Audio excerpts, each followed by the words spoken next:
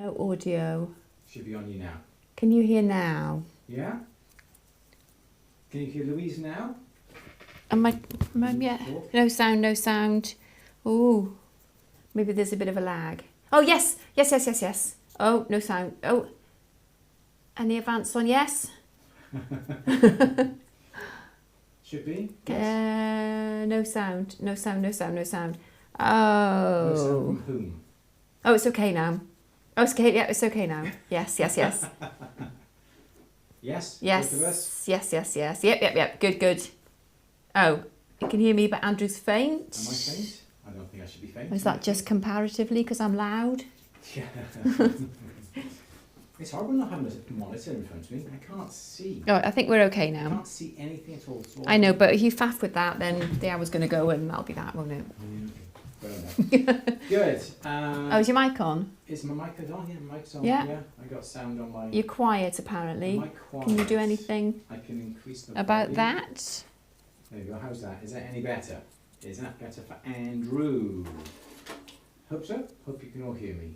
Oh, you've got an echo now. Good. Apparently.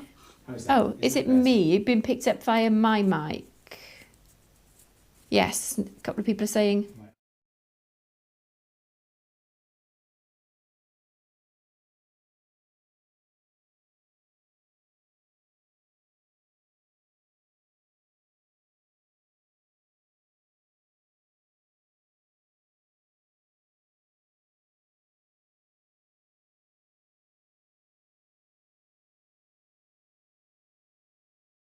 Okay, it's Louise.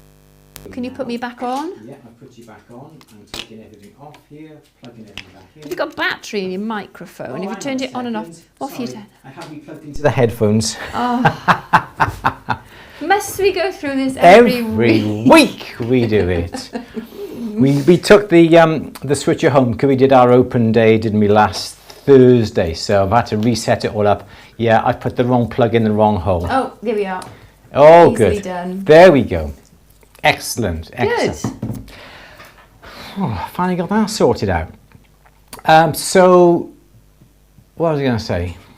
Yeah, so sorry about last week. If you joined us at 4 o'clock expecting our Q&A, we came on the hour earlier. Apologies for that. We did send out a little bit of a YouTube sort of community post saying that we were going to be early. So apologise if you missed us, but we went to see Rob Brydon in the Millennium Centre, and he was very good. Christmas present from Jasmine. Yeah, it was fun. So that was really nice, really good for that. She's lovely, isn't she? What else has happened? Oh, Tuesday we went up to Durston's. Oh yeah.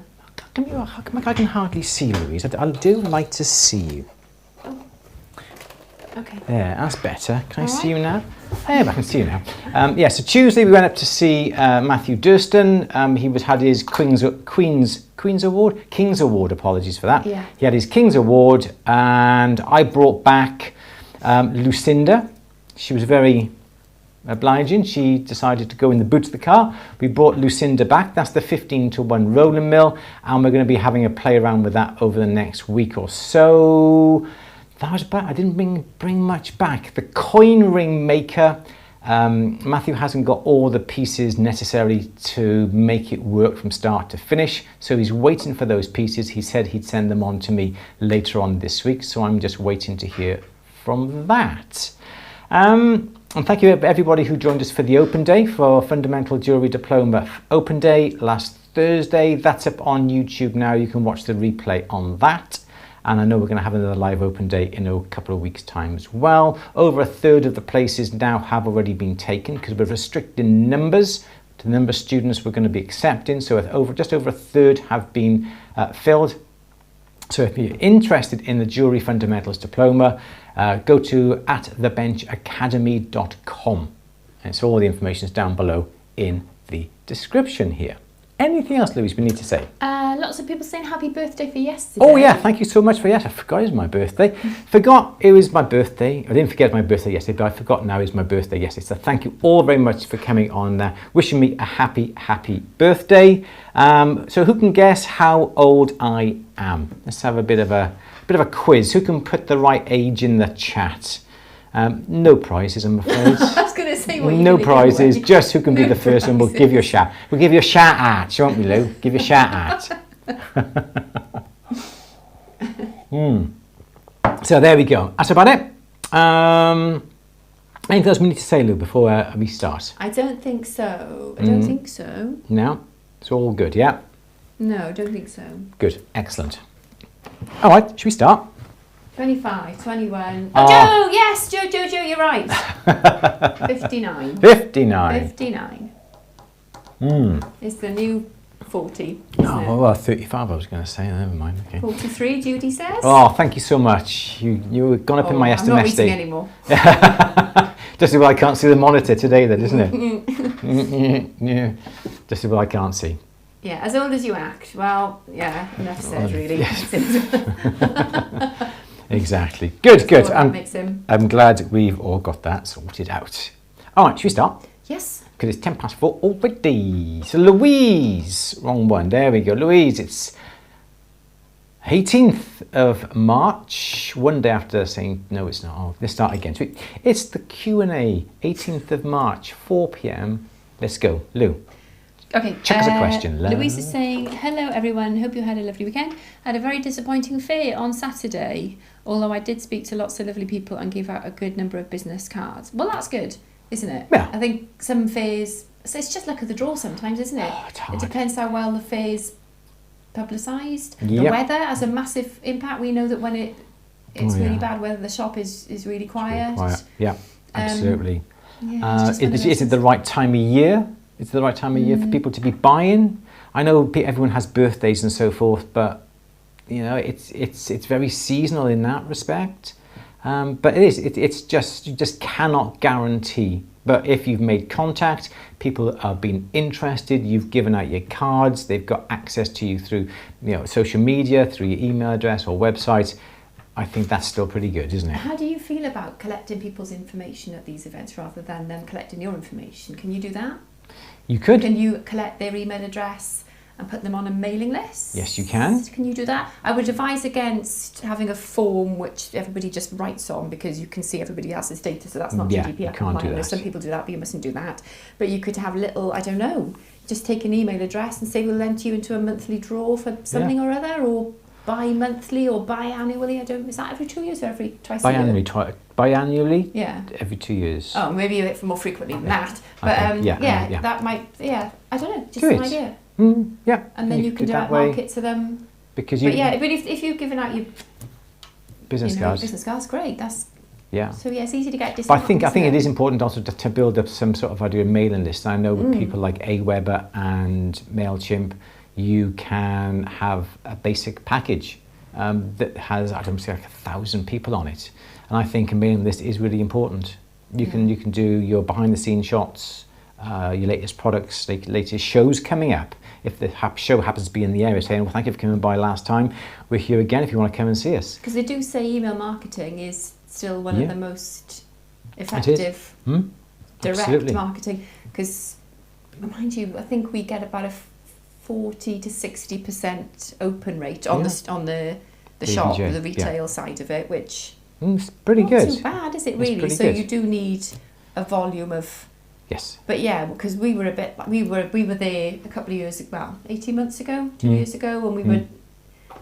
Yeah, we needed to, and we were a bit like, oh, you kind of think, what's the point of starting, because we haven't got many, but then it's surprising how quickly it just builds up and up and up and up, especially if you're giving something away monthly or once a quarter or something like that. Yeah, and also and you can get people to sign up on your website and via Facebook and Messenger. Exactly what I was going to say. You have, I know with people. And then you have straight in your inbox. People like Aweber, MailChimp, there's little forms you can create that you can put up onto your website or use them as a landing page if you want to sign up. Don't ask too many questions, even just something like a first name, email address is really all you really need, isn't it? Is the basics. And build your mailing list from there. Make sure you've got your fields right around your first name and your surname. My sister always gets.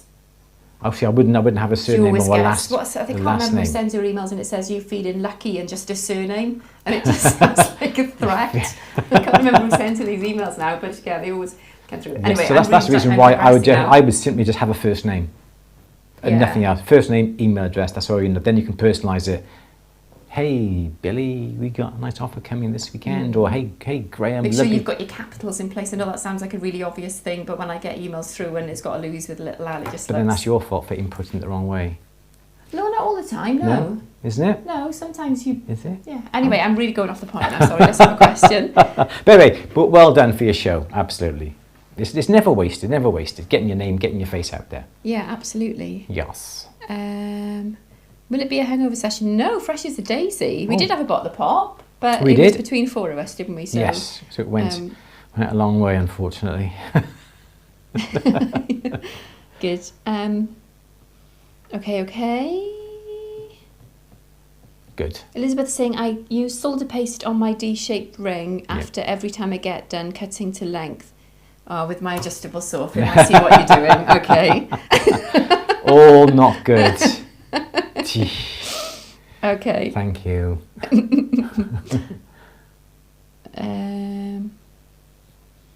Lots and lots and lots chat. That's good. Thank you. Oh, Gillian says, I want to cut out a shape, add detail and solder up to a back plate, then blacken. What thickness is okay to use on both pieces? I want to repeat that again. I want to cut out a shape. Add detail. Yep. Then solder to a back plate. Okay. Then blacken.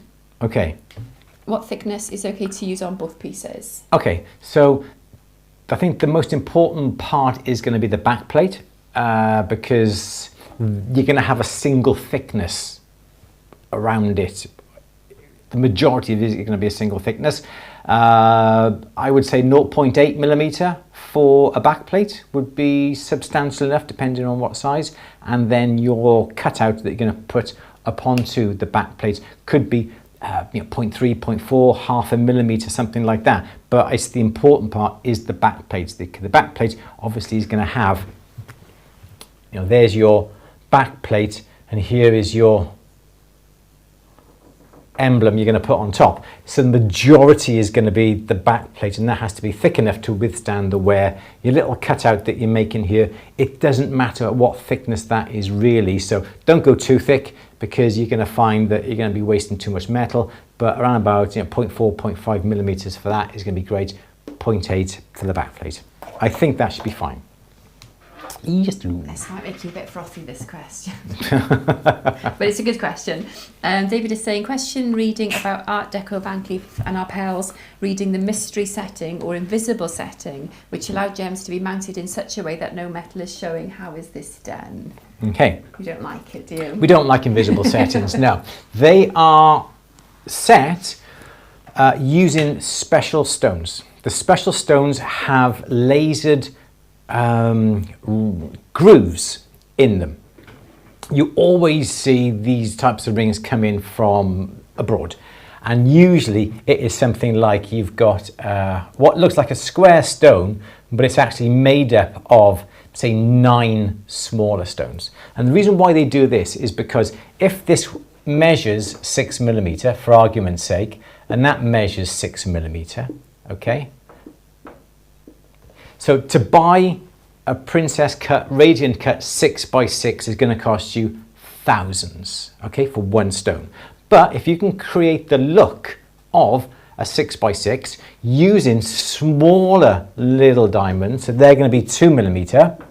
So 9 of these stones is going to be cheaper than one stone of that, and that's the reason why you have this invisible setting. Okay, Isn't it labour intensive to put the grooves in place? Because they've got to be in a certain pattern as well, haven't they? Yes. Yeah. Yeah. They're made in they're hardly ever made in this country. They're made abroad. We've seen quite a few, haven't we? One of those jobs when they come in, it's a bit of a heart sink job because as soon as I look at it, I'm like, he's going to moan like hell about this. So I've used that as an example, okay? So it's a square cut stone, okay? So the profile through your stone is going to be that, okay? And then the next stone here is going to be by here.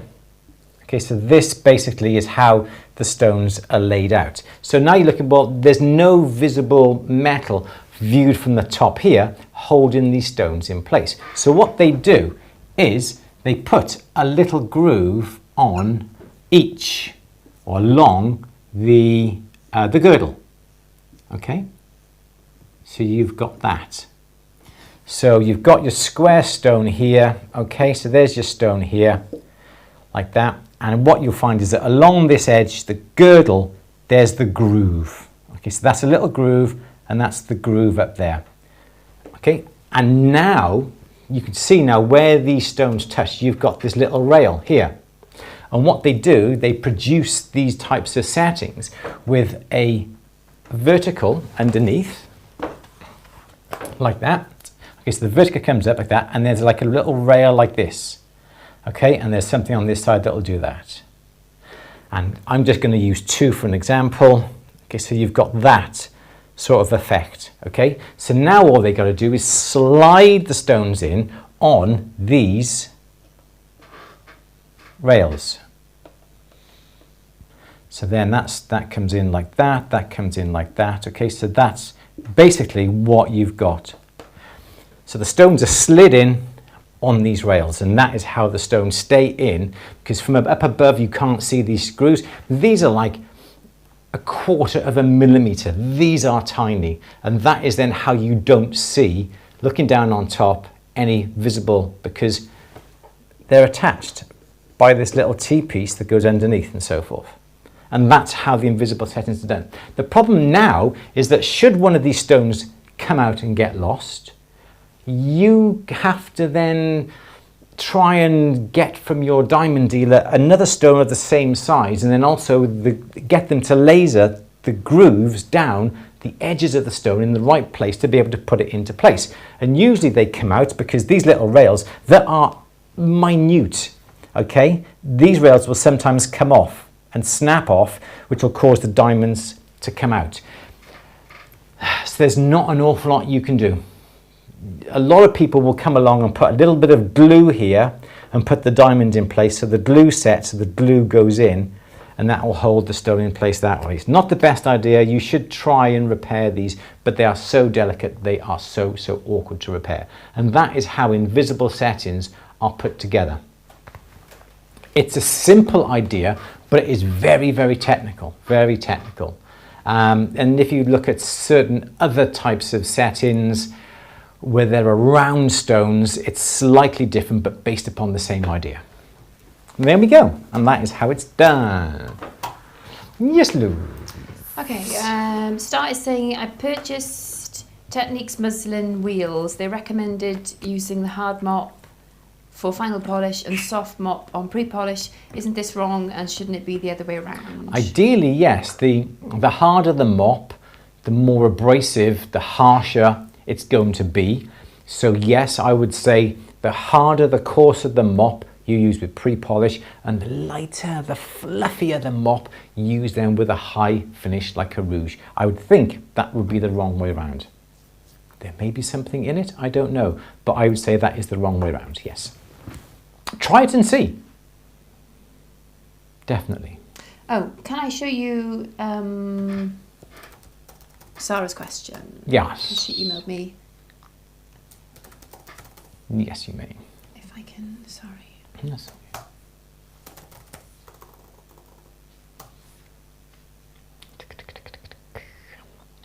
Do I need to come over? Yeah, I'm not sure. I need to show the picture really. I might have to just turn it around and show the camera. So the question is... I can plug in your laptop, can't I? A chap visiting my market saw a cuttlefish cast in place sapphire pendant I'd made and asked if I could make him something similar to it as an earring. Okay. He has a stretched piercing, 4mm, and wants some sort of clasp on the earring at the back. So is so the pendant... I don't have my lead, unfortunately. That's okay, I will just... So that's the cuttlefish ring. That's the pendant. Okay. I don't know if... Oh, there we go, yeah. So that's the cuttlefish pendant, okay, yeah. Yeah, so it's based on that. Is this for like a flesh tunnel, they call them, don't they? 4mm is a bit... No. Because stretched piercings... I can't envisage it because it's going to be quite a small... So she wants that for a stretched piercing. For an earring. Right. But it's a stretched piercing of 4mm. I wonder if she means centimetres. Don't know. She'll have to give us a bit more information on that. Give us a bit more info, lovely, and we'll have a look, yeah. Yeah, because, it sounds really fascinating. Okay, good. Cool. Have you Sorry, ever made I can't answer that. Anything for stretched? No. Okay. I haven't actually, no. I don't know. They just like channel. I don't know. Never done it. Okay. Barbara, I love your chain. What gauge silver and what's the ID? I think this was just from Curtis. Curtis chain. It's just a length with swivels. Two swivels. And a padlock. It's as simple as that. I don't know. I do wear it. You do wear quite a bit, don't you? Yeah. You saw it, didn't you? And you thought, oh, that's easy to do. So yeah, so it's just a simple bit of curb chain, two swivels and a padlock. Have you got a, can tell you the gauge and the size of the padlock? Thank you. But it's lovely. It's lovely to wear on holiday because you can just put it on and keep it on. The clasp is nice and secure. So it's a 14mm padlock. What's the length? I think it's about 16. Isn't it? Someone's pinched my my ruler now. But I think it's about a 16-inch. Yeah, 16-inch, and it's got. Because it's so chunky, it appears to sit a bit higher, doesn't it? Yeah, and the swivel lengths are 20mm. So yeah, it's just two swivels put on the chain, just like that. That's all it is. But it looks good. It's very effective, isn't it? There you go. Coming over. Thank you. There you go. Okay, we were saying how best to minimise oxygen getting into the silver when melting it. So the idea behind that is that you want to obviously limit the amount of time the flame is on the silver. So what you need to do is to heat up the crucible first with no silver in it, because that's going to take a little bit of heating. So heat up the crucible until it is nice and, whether you can get it red hot, I don't know, but nice and hot. Then you add the silver. Then you don't have to waste time heating up the silver and also heating up the crucible, which takes twice the length of time. And also by the time the silver goes into the crucible, if the crucible is of a really good temperature and all the borax on the inside of the crucible is all sort of molten, you'll find the silver will heat up quick due to the heat for the crucible, and also when you're heating it with the flame of the torch, it'll heat up quickly as well. So that is the best way to heat up. Don't put the silver cold in a crucible. I've done that so many times myself. And then you heat it up, you're heating up the crucible and the silver, but make sure you heat the crucible up first, then add the silver after. Yes, Lou, nice and straightforward. Good. Janet, yes, no worries. I will check on that for you and let you know. Diana's saying, I made settings for tennis bracelet from At the Bench video, worked really well, and had a few left over, made them into dangle earrings. Nice, oh, brilliant. very good. But that took some work. Gillian, I don't want it to warp. Oh, I missed a question. Is that going back to the back plates? Yeah. Yeah, so yeah, 0.8 should be fine. Okay, good. Excellent. Joe says, what are the issues with adjustable saws, please? I think I've missed this in the past. Oh dear. Let's get an adjustable saw. I just keep one for moments like this. Let's get that one there. There we go. So I've got one here. This is a bit of an this is quite a big adjustable saw. This was something that I bought many years ago when I was cutting up. I think I was cutting up some letter openers, and I needed the depth for that. So this is an adjustable saw. You can see what it's like. You've got the blade in here, and the idea is that you've got this nut by here, and you can move this up and down. So the idea behind this is that you can adjust the length that you've got across here. So some people will say it's good because when your saw blade breaks, you can adjust this to bring it down to the length of the saw blade, tighten it, put your broken bit of saw blade in place, and now you've got a bit more blade that you can carry on sawing. Okay, so that's one argument.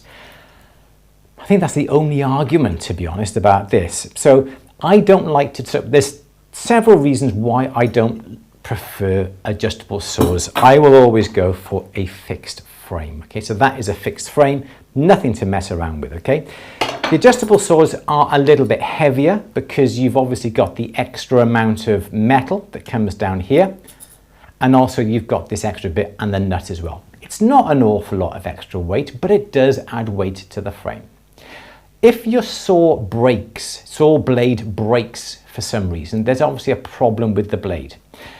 On a saw blade, the saw blade is so long, okay? And then you've got your teeth running along here. So from these areas, from here to here, where the teeth are, this has been hardened. And these areas on the ends here that clamp in your saw frame are not hardened. So these you can bend, these end pieces, but by here you can't. So the idea is then you have your frame, you clamp it on the ends here. Your saw blade breaks in half, okay? So there's your saw blade here, like that. It's broken in half, comes along, okay? So now you've got this. Now when you come to clamp your saw blade into your frame, you've only got to undo the clamp, you've got to move it to the right length. You start to clamp it here, which is no problem because this end's soft. But at this end, where it has broken, this is hard, okay? So there's another chance that it's going to snap straight away, and you've got another blade right by the side of you, and then it's false economy because your blade is a lot shorter like that. You're having to move your hand to almost like twice as the distance as what you would do if it was a big one like this, and your piercing is not going to be that accurate. Plus, a normal size saw frame is that if you've got this coming down, I find it sticks and bangs into my wrist. So if you have an adjustable saw frame but you keep it fixed size, fine, I haven't got a problem with that. But it's when you try and adjust the frame to fit a saw blade, it takes twice as long to do that than it is to get another saw blade. So that are my arguments for just simply having a fix. Nothing to go wrong. You've only got these clamps here. On adjustable ones, you've got these clamps, and then you've also got this clamp here that could also work to your disadvantage because it's heavier and it gets in the way of this part. Because when you're sawing with a normal frame, that sticks into your hand. I just simply don't like them. But there's loads of people who do like them, and that's fine. I haven't got a problem. Lee, who works with us, he uses an adjustable frame. Not a problem with them at all. But those are my reasons why I would always go for a fixed as opposed to an adjustable. Yes, Louis. Okay. Elizabeth is saying, are the flex shaft mops you use for final rouge polish cotton or wool? Had difficulty finding woolen ones. I can see one on At the Bench is cotton. Andrew calls them wool. Is he referring to felt buff? No, I think I am referring them to as wool, but they are actually cotton. I don't know why I refer to them as woolen mops, but yeah, they are cotton. You can just about see that one. They are cotton, not wool. Felt mops usually are a little bit harder. So a felt mop is, whereas a woolen mop is. So yeah, I do refer to them as woolen mops, but they are really soft cotton mops. And when you start them for the first time, they will shed an awful lot of fabric. So make sure you've got eye protection and a mouth protection as well. But once you've used them a few times, that will settle down. But they will shed, yes. Yes, love. Okay, Ellen has been asked to make a bracelet in a style close to a bike chain. I'll use 2mm tubes with a 1mm hole, 1 centimetre long, 12 by 4mm pieces of 1mm plates, 1mm wire for riveting. Anything I should be aware of?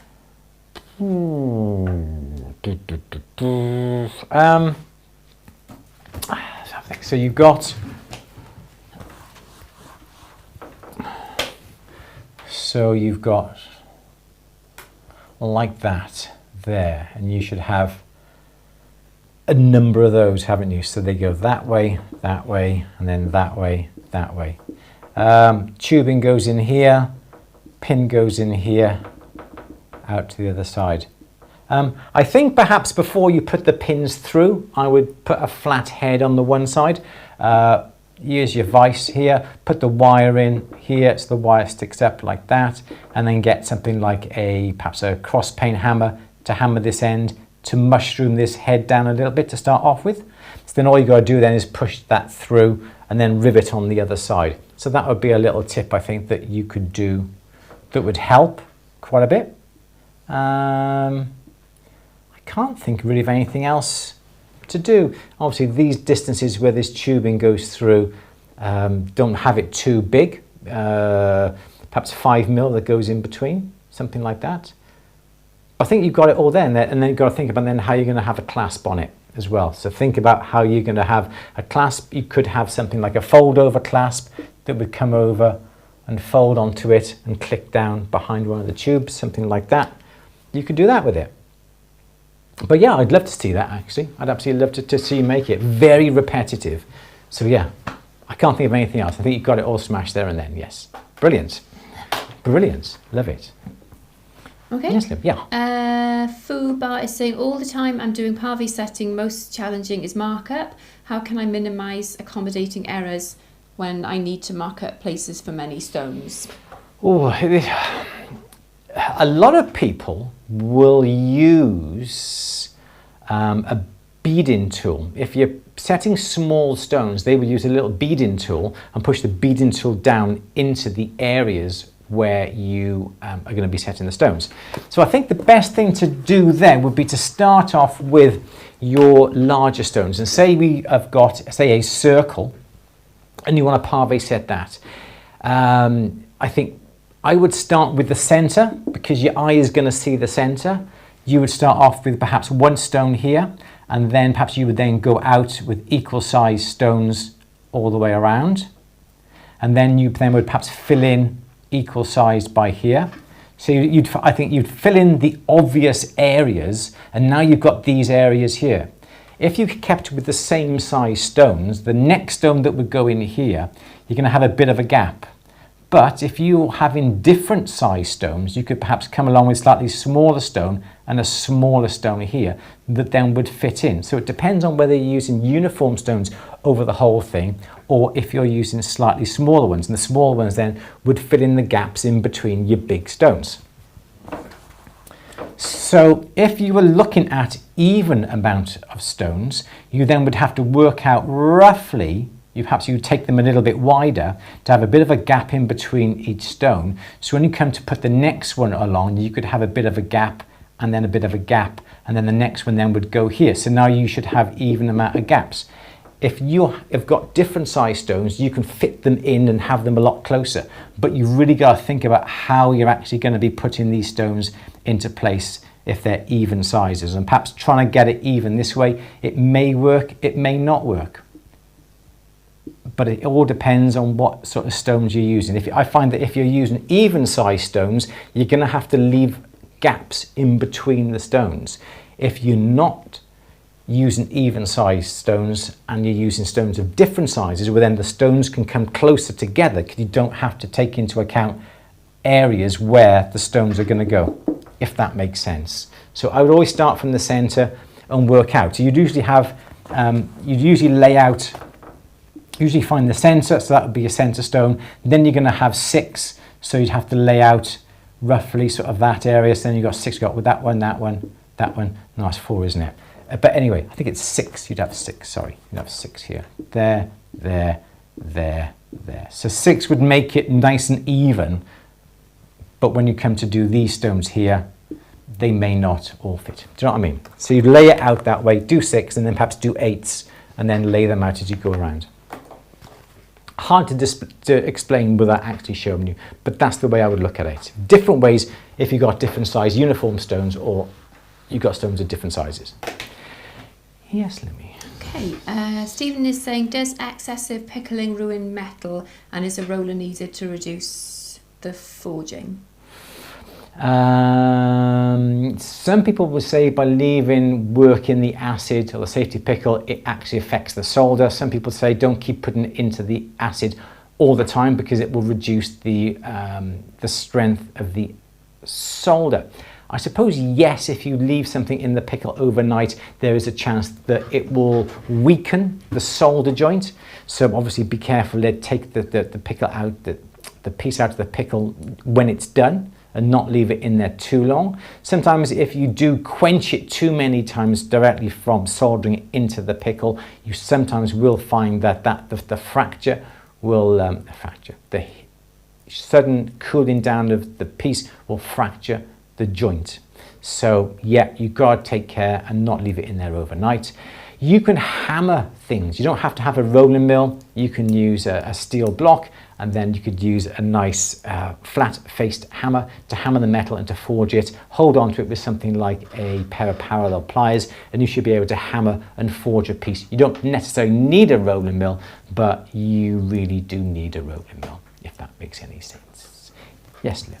Okay, Susan wants to make a ring for her grandson, and he chose a small stone for it. Should the ring be set on a back plate and then onto the ring shank, or can the bezel be put directly on the ring shank? So we've just done a silver marquee shaped opal ring. And it's obviously opal, marquee, that sort of shape. So what I did with this, I made a bezel that was deeper than what I actually needed. So a section through the stone looked like that. And knowing, obviously it was a bit more even than that, so knowing that I need a bezel that would come up this high here, but I wanted to put it onto a ring shank. If I'd had that flat, it would have to go on top of the ring shank or down here, which would make the ring not round. So what I did, I had a bezel on the side, but I made it deep. I made it almost like twice the depth, like that. Okay, so that's my bezel going around, like that, and there's my stone here. So now what I did, I cut a marquee shaped piece of metal that I soldered inside here. So now I've got my marquee shaped stone bezel that looked like that. Okay. And I soldered a piece of metal halfway along, like that. So that's my piece of metal that goes halfway. And in fact, I did cut that out a little bit so it looked pretty much, if that makes sense, like that. So there's my piece of metal, and I cut that shape out in the middle so it was like that. So now the stone sits on a little ledge, all right? But I've got all this down here. So now what I can do is solder that. So here's my ring here. Now I can solder that onto the ring shank, have the edges here flush down here. So now it'll look like that. Okay, so that was my bezel that goes up. That's the midway point through there. So now when you continue the ring around, it'll just come to the bottom of that. But I cut away that, if that makes sense. Then I filed away. There's the ring that comes down. I filed away this down here to match the curvature of the ring. So the bezel looked like that. And then because I got this ledge, I set the stone in and the stone came down, and I pushed the bezel over. So it was an extra deep bezel onto that, so I could file away underneath. And I found that worked quite nicely. It was a nice sort of chunky looking bezel, fine silver, went over the opal no problem. As it was a marquee shaped, start on the points here, ease over the points first, and then move towards the center if it was a marquee. If it's a square or it's a round or it's an oval, it's exactly the same principle as that. But deep bezel, ledge halfway, solder it in place, file away the bottom of the bezel, and it should look fine. Yes. Seesaw is saying, when annealing 18 gauge copper and pickling in 1 cup of vinegar and 1 tablespoon of salt, I still have fire scale. Is there a way to prevent or lessen the fire scale to begin with? Yes. Where's my, quickly, let me show you my, yeah, so that's the ring that I did, very, very quick. That was my marquee shaped ring there. Okay, so yeah, so what you've got is fire scale on it as opposed to fire stain. The scale has gone into the metal. There's a bit of a layer that your acid, your vinegar cannot get rid of. So you physically have to abrade the surface with a file and then come along with your buff sticks and use some finer grits and work your way up to a finer grit. It is thick. You've got to physically abrade it, use some elbow grease on it to remove it, and then come to polish it. And what you'll find is perhaps when you polish it and you look at it against a white background, you can still see some little shady bits.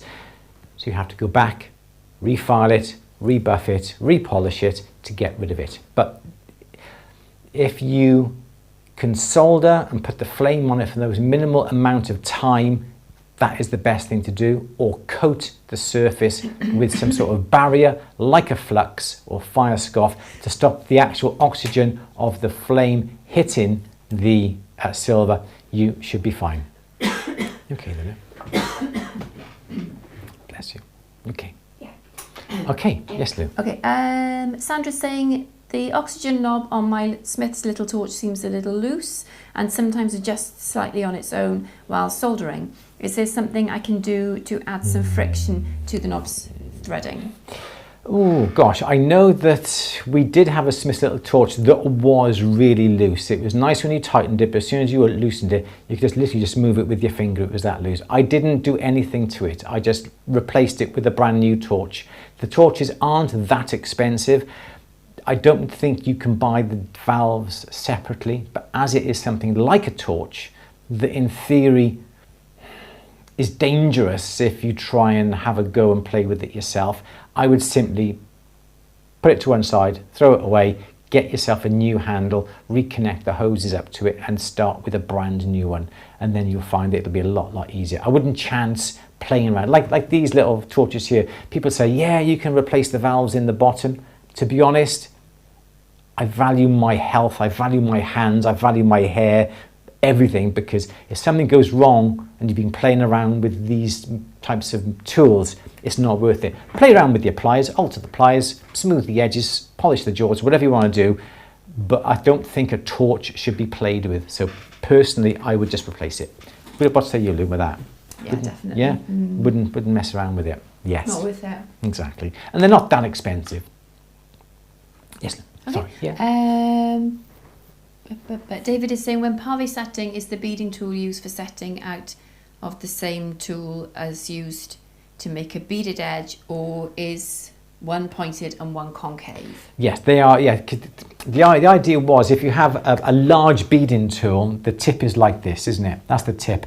And in theory, you could lay out your pattern if this diameter across the beading tool is 1 millimeter and your stones are 1 millimeter, and you can lay out, you can put it down, you can lay out roughly then where each stone is going to go. So yeah, it's the same tool, and that's what some people do. Obviously, a beading tools, you don't get like 2 millimeter, 3 millimeter beading tools, so you'd have to have a different way of doing that. But that's the way I would do it. Also, what you could do is put a little bit of beeswax upon your metal. So say you had, again, a circle, you would cover this with beeswax, rub your beeswax over it, get your stones, turn them upside down, so your stones now are this way, okay? Then put your stones in place. All right, so there's your stone there. Then you can put another stone, another stone, another stone upside down upon the plate. Get your positions just right, and then get your scribe right over the culet. Remove that stone, come down, put a dot. Put your scribe right on top of the culet here. Remove that stone, put a dot, and then you've got your positions then to come along and put your drill. Start with a small drill, work up to the right size. Yes. Diane is saying, I'm having to anneal my silver between each pass through the rolling mill. Just had abdominal surgery, so no tummy muscles. Will the silver be damaged by constant annealing and pickling? No, you can heat it up. You can let it cool naturally. You can then put it through the pickle if you wanted to. You don't necessarily have to keep putting it into the pickle every time, but if you do heat it up, you can let it cool in the pickle. It'll remove any surface stain off it. You can put it through the roller mill, not a problem. That must be really awkward having to turn the roller mill, obviously if you've got your tummy muscles. So yeah, you shouldn't worry about it too much, but obviously it is better if you don't put the heat on the piece too many times and don't quench it too many times, but obviously in your situation it's not going to matter too much, not at all. Okay, EJ is saying, oh, my mic's gone off. Has it? Is it? No? No, I don't think it has. No, you're okay. Am I okay? Is purple... You did turn it off, didn't you? I did, because I did a little cough. Is purple gold brittle? Oh, purple gold. What's purple gold? Is that going to be aluminiums? I wouldn't know. But if it is not a standard alloy and other metals have been added to change the colour, I would say it is dependent upon those other metals. So personally, I don't know. You'd have to do some experimenting or find out from the suppliers about whether it's brittle or not. But I'm sure you should still be able to bend it to a certain degree, but it depends on those other metals that are alloyed with it. Yes. Okay.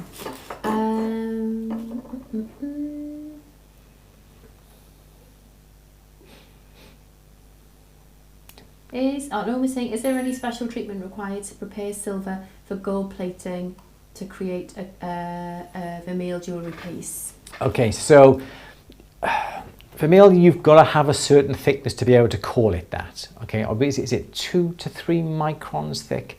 So if you've got a piece of silver, it has to be really, really, really ultra clean for the gold plating to be attached to it. Several ways you can do it. You can heat it up and quench it in the pickle to make sure that the surface is lovely, lovely and clean. There are other ways that you can do it. You can electrode clean it, and that's where you have, it's almost like a plating, but the solution is a cleaner, and then you simply hang the object from the, I can never remember, cathode or anode, it goes from one through to the other.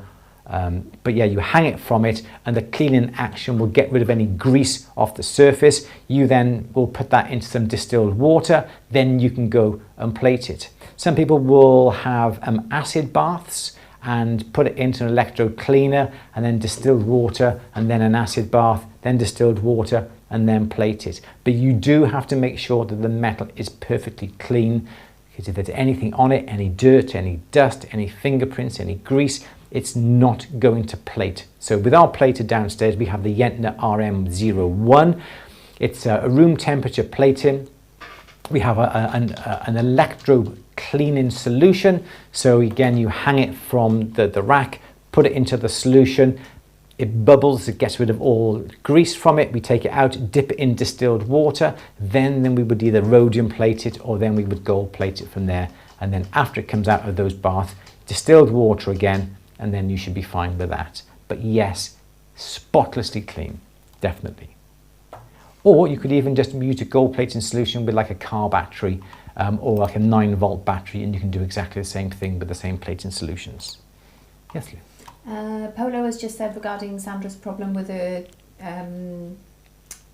knob, the dial. Yeah. Please buy from a reputable welding supply house. So yeah, absolutely, definitely. Thank you. Right. Oh, EJ saying, what's the difference between gold plated and gold filled? I don't know. I think gold filled is going to be more of a thicker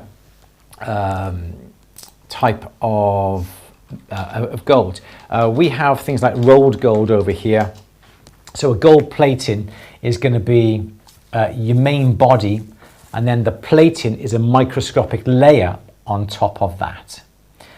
Rolled gold, I think gold filled, would be the main piece of metal that would be perhaps a brass or some sort of composite that is not precious. Then you would have a plate put on the top that would be gold, for argument's sake, and another piece of metal down here that would be gold, and they would be fused and compressed. So what looks like gold is a thicker layer across the top. Again, in this country we have things like 1/5 rolled gold, 1/10 rolled gold, which means this would be 1/5. So we're looking at, that would be, I can't do my maths, my head's gone. So yeah, this would be a thicker layer. So you'd have 1/5 gold, 1/5 gold to 4/5 of the metal, basically. So that's what that would mean. And if you have 1/10 rolled gold, you'd have 1/10 of that metal's weight would be gold, and then you have 9/10 other metals. And I think that is how your gold filled would be. Yes, Lou? Okay. But usually with a rolled gold or gold filled, you cannot polish it off unless you polish too aggressively, but you can file away the coating because it is still quite thin, but not a microscopic layer like a plating would be. Sorry, Lou. Okay. David is saying a YouTuber made purple gold and he easily broke it. It was unworkable. He had to use it like a stone for setting or just for casting. Oh, there we go. Excellent. Yeah, that's caught up with the questions. Good. 5 to 5. Any other questions? Any more questions? Good, good, good.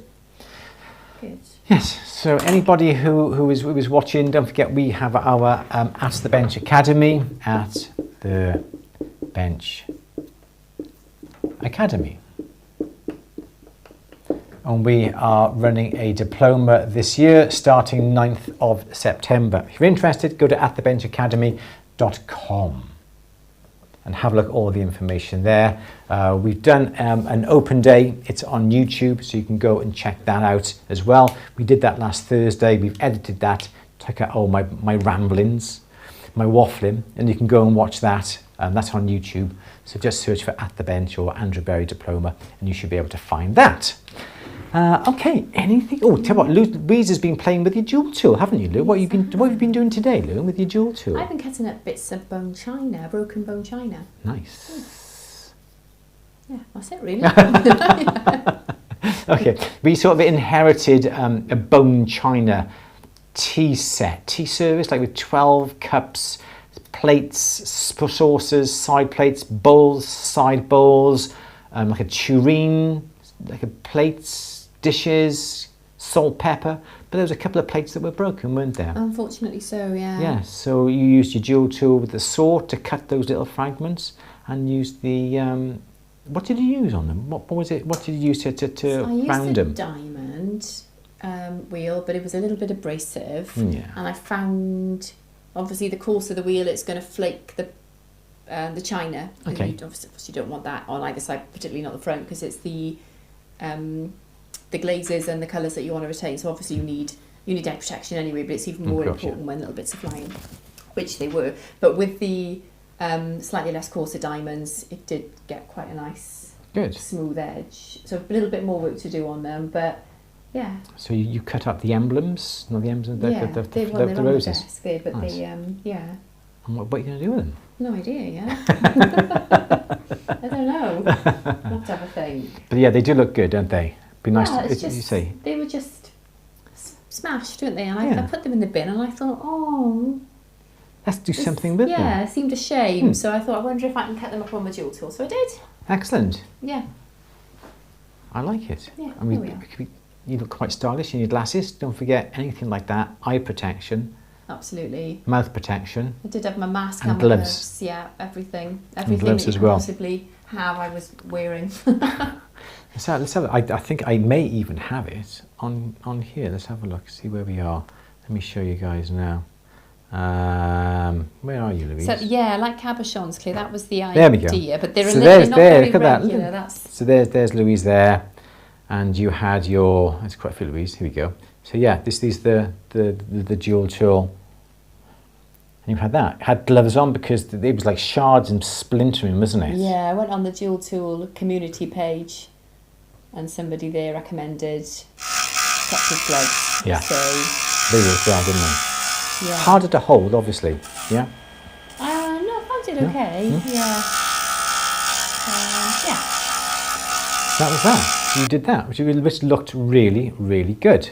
So yeah, quite pleased with that. So we'll have to decide on what we're going to do. Yeah, I've got a few more I can cut up, haven't I? And yeah, plenty more. Quite a few plates were broken. I know what we're going to be doing. Going around antique shops once you've used all them, aren't you? Looking for old smashed plates and things like that. Or ask them. You could ask them. Anything that comes in that's broken, don't throw it away. Yeah. That'd be good, wouldn't it? I shouldn't have said that, really. Going around antique shops now. It's just quite nice. So you could pick up a nice little bit, just draw out where you want to cut, and then just, yeah. You do have to be careful, though. I'm looking forward. Yeah. Good. Any more questions that have come in since we've been chatting? Yes. Yeah, where has it gone though? How can gold filled be soldered? In theory, yes. But again, the solder joints have got to be really good so there's no overlapping, so you don't have to file it back. But as long as the joints are perfect in every way, you should be able to solder it without having to use any abrasives to clean the joints up too much. Otherwise, you may be going through the layer of gold. Yeah. Okay. Good. Is there a nice illustrated book you have done on common or basic designs? No. No, I'm afraid not. We haven't done any books yet, have we? Just been too busy, haven't we? On like designs for inspiration? There's lots of things out there. Yeah. There's lots of books. There's books on things like Celtic knots and Art Deco books. What we find is quite interesting is the old catalogues. You can buy books full of like Victorian catalogues of the era, and they're amazing. Yeah, they're good, aren't they? Yeah, absolutely. Okay.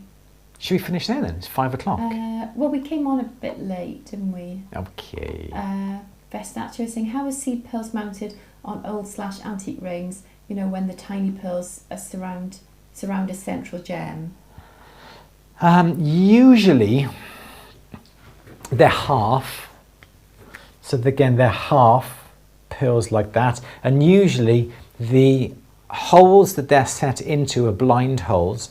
So it's literally just a little area like that. Sometimes a burr is used, but they're just simply put in. Sometimes they're cemented into place. Sometimes perhaps a bit of a mill grain edge around the outside. We'll just put a little bit of bead in, and that will perhaps thicken up the outside edge to hold them in place. But that's how they're usually set. I think the majority of the time it's actually set with pearl cement, but the actual little area where they're sat is a very, very, very slight, so the pearls actually sit into it and they're cemented into place.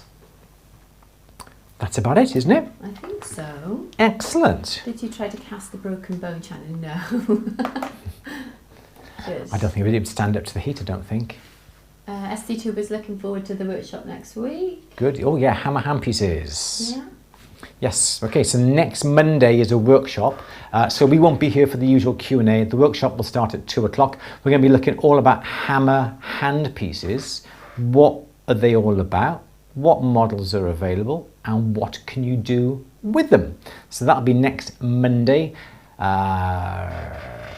We'll be sending out invites for the tickets. If you're a paid member of At The Bench, you'll be able to watch that for free because it's included with your membership. If you're not a paid member of At The Bench, it is going to be £15 or around about $18. You will then just simply buy your ticket, and then you'll then have your information given to you via email of where you can watch our workshop, usually on YouTube. But it is a private link, so everybody who signs up will have that link sent to them. So that's next Monday at 2 p.m. Excellent. Anything else you need to say, Louise? Ellen's asking about the course. It would be very nice if it could be possible to purchase only parts of it I've been through 2 short courses here in Norway, and I feel I'm about halfway through yours. Okay. Unfortunately, it's got to be the whole course.